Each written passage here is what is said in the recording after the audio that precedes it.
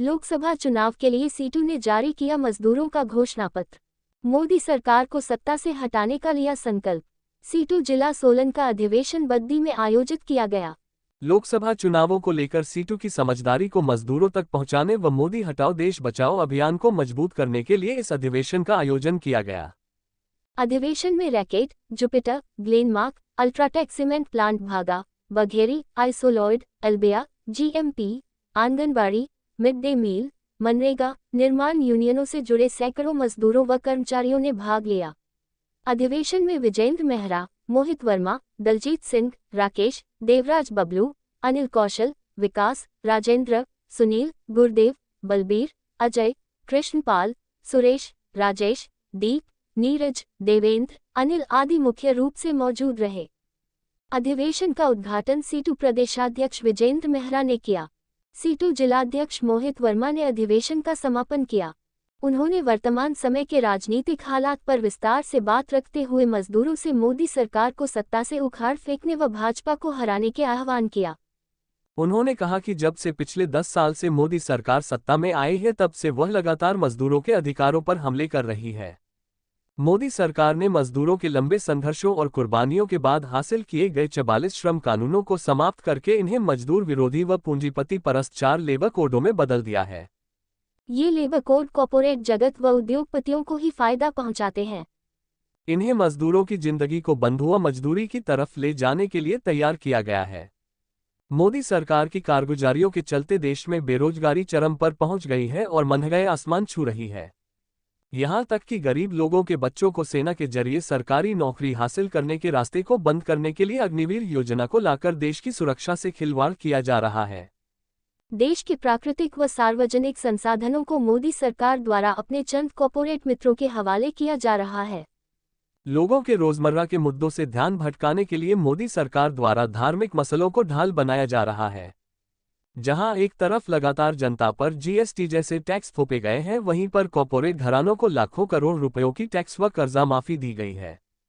इससे जाहिर होता है कि मोदी सरकार आम जनता की जेब पर भारी भरकम टैक्स का बोझ डालकर अपने चंद कॉर्पोरेट दोस्तों की तिजोरियां भरने के काम में लगी हुई है।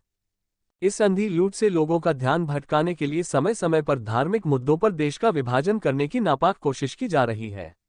मोदी सरकार की इस लूट और तानाशाही के खिलाफ सीटू ने पूरे देश भर में आह्वान किया है कि देश को बांटने वाली मजदूर विरोधी, राष्ट्र विरोधी, जनता विरोधी मोदी सरकार को उखाड़ फेंका जाए। इसी कड़ी को आगे बढ़ाने के लिए मजदूरों का घोषणा पत्र जारी किया गया व लोकसभा चुनावों में भाजपा की मोदी सरकार को सत्ता से उखाड़ फेंकने का संकल्प लिया गया। BHK न्यूज हिमाचल के लिए शिमला से यादविंद्र कुमार रिपोर्ट। रोजगार मिलेंगे, बेरोजगारी खत्म होगी, महंगाई खत्म हो जाएगी, 35 रुपए में जो है पेट्रोल और डीजल बिकेगा। ठीक है, यही कहा था ना। लेकिन क्या वो बातें आज जो है व्यवहारिकता में देखने को मिल रही है? क्योंकि टीवी चैनल में कहीं चर्चा नहीं है कि मजदूर की क्या मांग है। मोदी जी प्रधानमंत्री रहते हुए भाषण में इस बात का जिक्र नहीं करते हैं। हम ज्यादा चर्चा हमारी मोदी जी या भारतीय जनता पार्टी या केंद्र सरकार की ओर जाएगी इस घोषणा पत्र के बारे में सिलसिले में बातचीत करते हुए। क्यों जाएगी? क्योंकि बहुत सारे साथी, मुझे सुन के थोड़ी हैरानी हुई कि बागा में एक मीटिंग थी और उस बैठक में कुछ लोग हमारे जो मीटिंग से उठ के कि मोदी के ऊपर क्यों प्रश्न खड़ा कर रहे हो। प्रश्न हमेशा सत्ता से पूछे जाते हैं।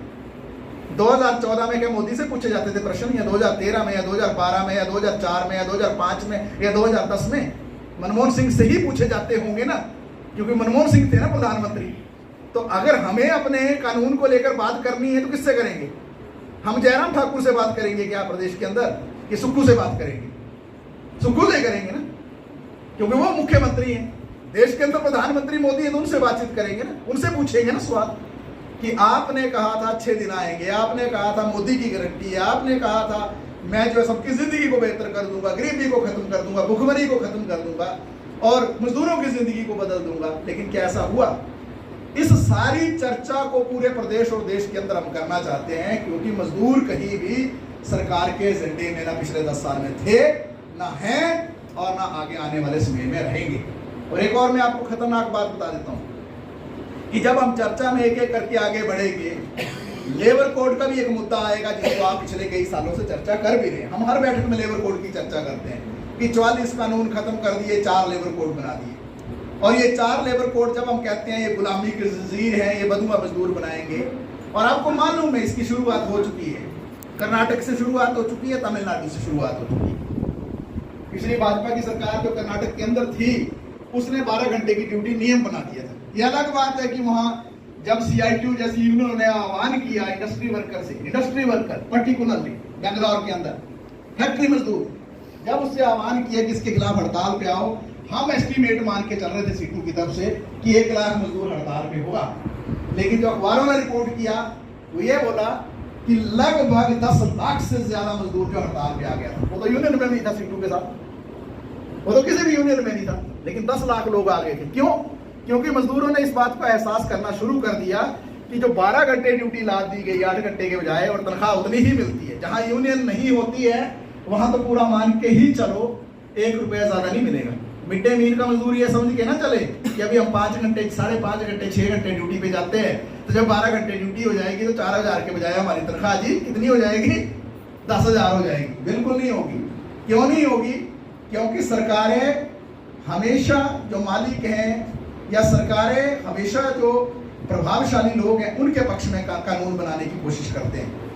ये भारतीय जनता पार्टी या मोदी ने जब से सत्ता संभाली, आपको क्या था? कोरोना काल चल रहा था, कोविड क्या था, जहां दुनिया के करोड़ों लोग क्या परेशान थे।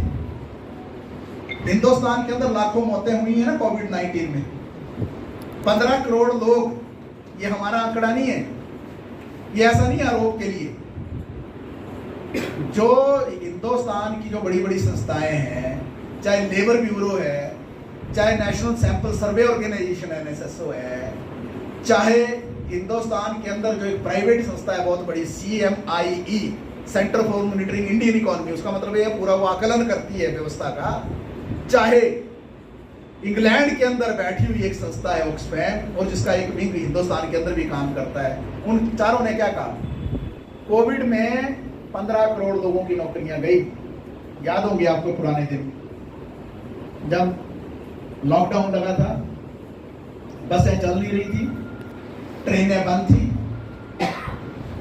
मजदूरों की नौकरियां चली गई, मालिकों ने मजदूरों को क्वार्टरों को खाली करने को बोल दिया क्योंकि उसका पैसा नहीं चुका पा रहे थे क्वार्टर का, तो मजदूर पैदल चले।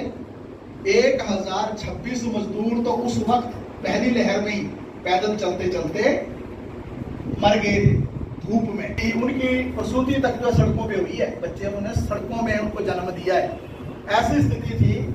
ऐसी स्थिति में किसी भी सरकार की जिम्मेवारी क्या थी कि जब जो है 15 करोड़ लोगों की नौकरियां चली गई थी, तो सरकार का फर्ज था कि सरकार आगे आती और सरकार उनको मदद करती। याद है आपको जब 25 मार्च को 2000